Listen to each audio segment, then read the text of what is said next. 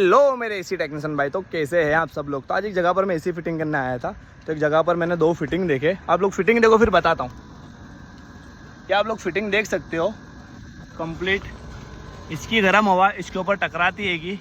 और आप लोग कमेंट करके बताओ, आप लोगों को क्या लगता है मशीन चलता होगा या नहीं चलता होगा, कूलिंग करता होगा या नहीं। कमेंट करके बताना। बाकी मशीन यहाँ पर काफ़ी टाइम से लगा हुआ दिख रहा है। तो आप लोग कमेंट करके बताना आपको क्या लगता है, सही लगाना सही है या गलत। कमेंट करना ना भूलना, ठीक है।